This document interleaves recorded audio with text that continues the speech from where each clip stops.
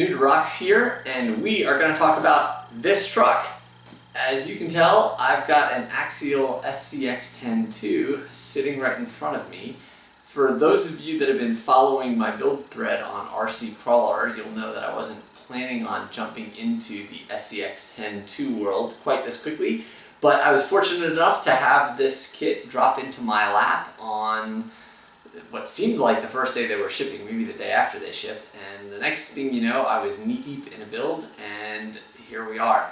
Had a chance to get it out for a nice long run yesterday, had it out for about 3 hours, and thought this would be a good time to give this rig a review and get some action videos up for you all to see. So let's go ahead and get started. What's new with the SCX10 II? Well, first of all, we've got to give Axial big time hats off for what they've done with this. When they were planning the update to the SCX10, they could have just swapped out the plastic links for metal links, swapped out some of the gears in the transmission, the plastic gears for hardened steel gears, swapped out the ring and pinion for hardened steel, thrown in some CVDs, and called it a day. But they did not do that. They really put a lot of time and thought into this, designed all new axles, designed an all new transmission, and reconfigured the layout of the components in the truck, and it really shows. The other thing they get major props for is releasing this in kit version only at launch. 2 thumbs up for kits. I absolutely love building kits, and they really did the right thing by introducing this kit first. So thank you, Axial. So let's talk about what's new with this truck. Got a lot of details in my build thread. I'm not going to cover all of them. We'll certainly cover the highlights. The first thing you notice with this is the body. The body looks absolutely fantastic. This Jeep Cherokee XJ, they really got the proportions spot on. It's a terrific looking truck. Lots of nice details. They've got this nice roof rack. They've got the front bumper that accepts a winch. They've got a molded hard plastic grille. I'll show you this beautiful grille. And that back bumper with a trailer hitch.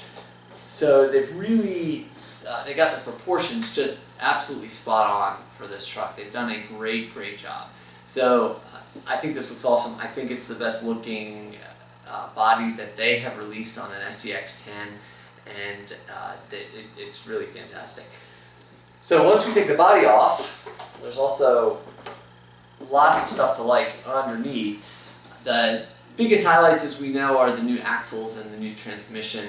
So these new axles, the first thing you notice is the pumpkins are much smaller than the outgoing axles, and the reason for that is they were able to reduce the size of the ring and pinion gear. The pinion has an offset mount above the center line of the axle, which helps the pinion angle, also helps ground clearance a little bit. So that's a nice little feature.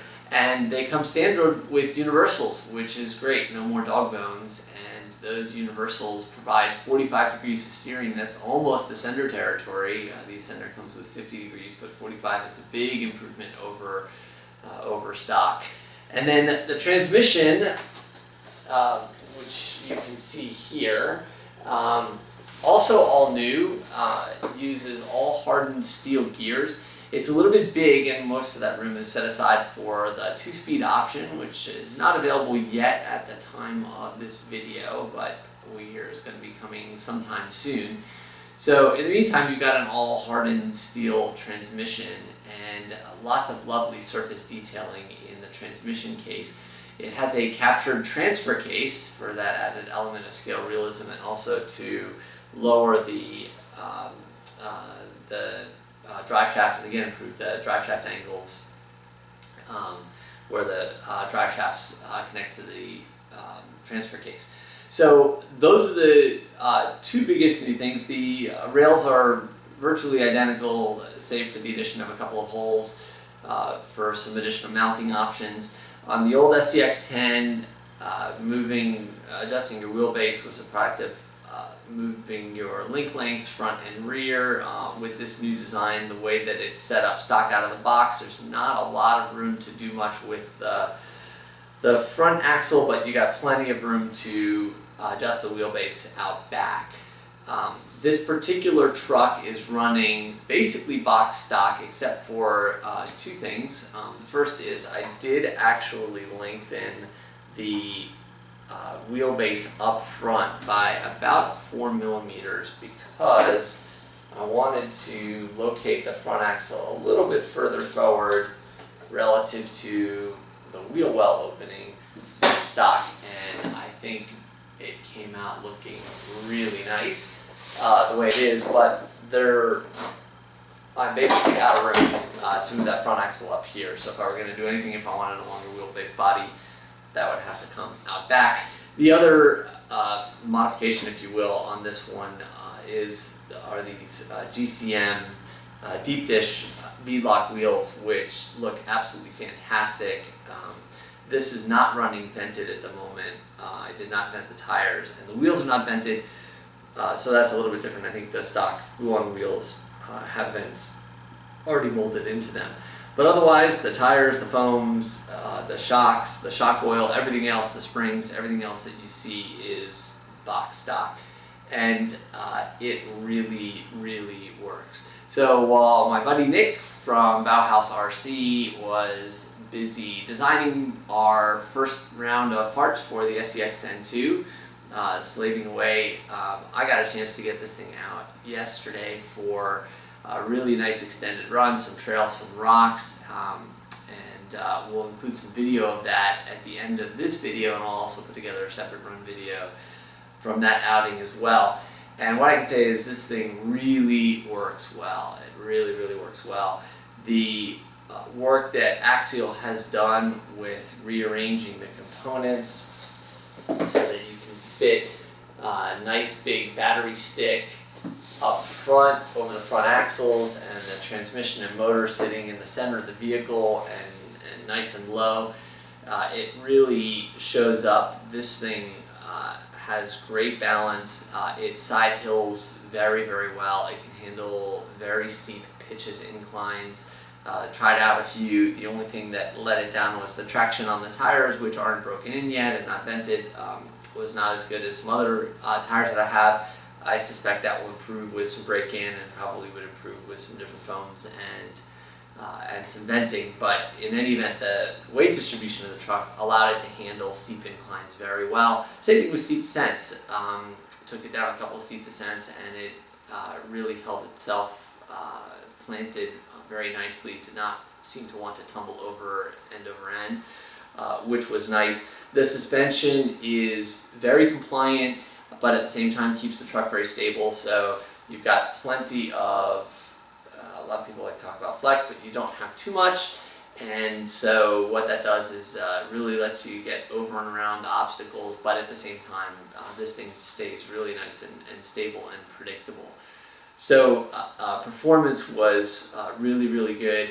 I had not had a chance to do any testing of it before I went out, other than just 2 or 3 minutes on the garage floor. So the fact that it made it through 3 hours without even the slightest hint of a problem was terrific.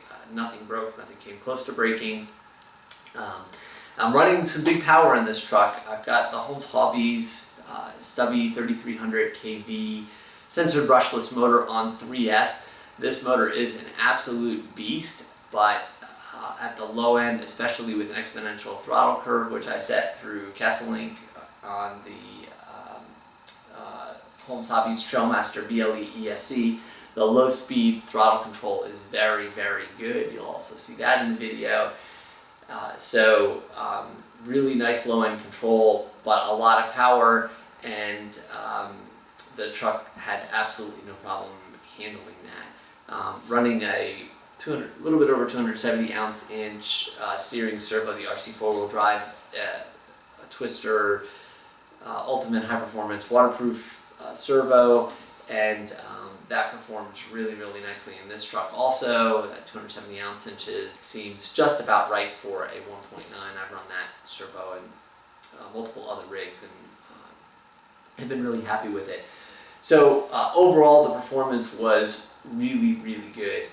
So the big question on most people's minds is, how does it compare to the outgoing SCX10 and how does it compare to the Ascender? Let's take the first one because it's really an easy comparison. Such a huge improvement over the old SCX10. Purely from a performance and durability perspective, it's in a different league from the stock outgoing SCX10. Compared to the Ascender, not quite as simple a story. The Ascender also comes with all aluminum links. It comes with all hardened training gears. It comes with a hardened steel ring gear. The pinion is not hardened steel, but it's very durable. So from a durability perspective, the two trucks are very comparable. From a performance perspective, the shocks on the SCX10 II are definitely better than the shocks on the Ascender. The flip side is that the Ascender has a little bit more steering out of its CVDs than the SCX10 II gets in stock configuration out of its universals.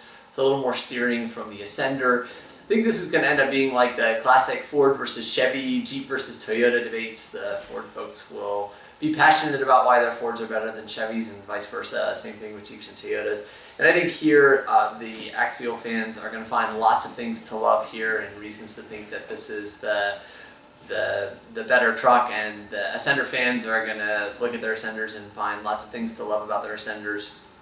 And the reality is that they are both great trucks. They're both great starting points for a build, whether you want to run them box stock or upgrade them and modify them. At the moment, as funny as this sounds, the Ascender has a lot more aftermarket support than the SCX10 II does, but we know that's going to change very quickly. We know it'll be long before the aftermarket steps in and has lots of cool offerings specific to the SCX10 II.